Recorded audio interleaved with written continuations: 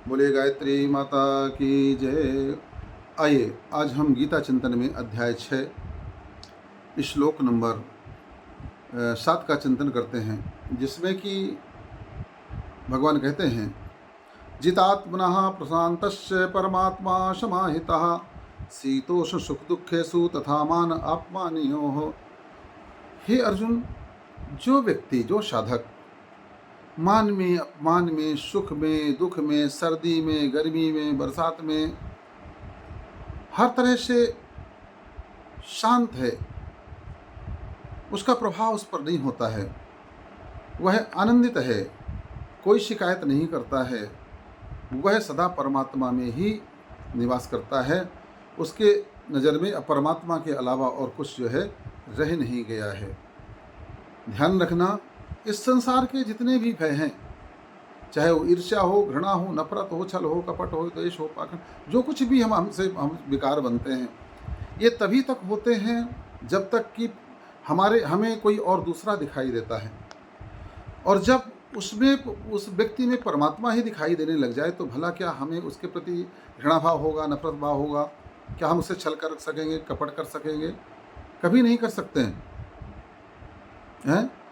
जब द्वैत भाव होता है तभी संसार के दूसरे भाव भी जागृत होते हैं। और जैसे ही अद्वैत में व्यक्ति स्थिर होता है और हर जगह उसको परमात्मा ही दिखाई देता है, तो फिर उसके अंदर ये द्वैत भाव समाप्त हो जाता है और वह अद्वैत में होकर के सदा आनंद में स्थित रहता है। और जो कुछ भी होता है वह यह मानता है कि परमात्मा के द्वारा यह कार्य हो रहा है, परमात्मा ही यह कार्य कर रहे हैं। मीरा जी ने बहुत बढ़िया बात कही थी कि लाली तेरे लाल की जित देखूं तित लाल, लाली देखन मैं गई मैं भी हो गई लाल। जानत तुम्हें हो जाई पारस परस कुधा सुहाई। परमात्मा को जान लेने के बाद परमात्मा ही व्यक्ति हो जाता है। हम ब्रह्मास्मि कहा जाता है, मैं ही ब्रह्म हूँ। वो कब की बात है? जब हम ज्ञान को उपलब्ध हो जाते हैं। और ज्ञान को उपलब्ध होने के बाद में ही हम परम शांति को प्राप्त कर सकते हैं। इसके अलावा मन को आप भरमाते रहें, मन की शांति थोड़ा बहुत ढूंढते रहें, तो मन तो कहीं संसार के पदार्थों में भी थोड़ा बहुत शांति का अनुभव करेगा, मगर बहुत देर तक नहीं रह सकता उस शांति की अवस्था में।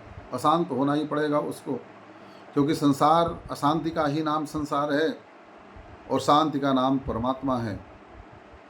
तो जो व्यक्ति शांत है, जो व्यक्ति इन सब से ऊपर है, जिसको मान और अपमान की चिंता नहीं है, वह जानता है कि मान हो करके किसका हो सकता है, अपमान हो करके किसका हो सकता है। तो जो है आप देखते हैं कि संत महात्मा जो इस स्थिति में होते हैं, उन्हें आप गाली भी दे देना तो क्रोध नहीं करते हैं। वो यही कहेंगे, नारायण क्या हो गया, हे प्रभु क्या हो गया, मुझसे कोई गलती हो गई क्या? क्योंकि वो हर जगह नारायण को देखते हैं, हर जगह परमात्मा को देखते हैं। एक मुझे दृष्टांत याद आता है कि एक महात्मा जी थे, वो नदी के किनारे जो है बैठे हुए थे और भगवान का भजन कर रहे थे, भगवान का जप कर रहे थे। और तभी एक सिंह आता है, सिंह को देख करके मुस्कुराने लग गए। अरे प्रभु आइए, अरे प्रभु आइए, आप आज इस रूप में आए हैं, आप आज इस रूप में आए हैं प्रभु। और ऐसा कह करके वो जो है शेर के सामने खड़े हो गए, शेर पकड़ करके ले चला। अरे प्रभु कहाँ ले जा रहे हैं, अरे प्रभु कहाँ ले जा रहे हैं? और कुछ दूर जा कर के शेर उसे छोड़ करके महात्मा जी को और वहाँ से चला गया। तो कहते, प्रभु मुझे लेकर के क्यों नहीं गए, आप कहाँ जा रहे हैं? प्रभु सुनिए तो।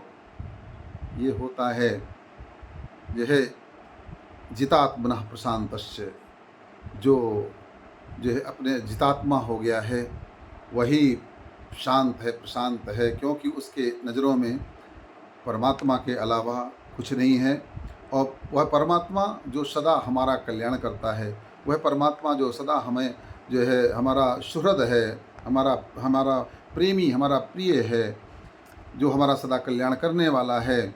जब ऐसे परमात्मा की गोद में हम अपने आप को बैठा हुआ देख लेते हैं, तो फिर हमें सारे भय, सारी चिंताएं, सारी समस्याओं से हमारे अंदर हृदय से निवृत्त हो जाते हैं।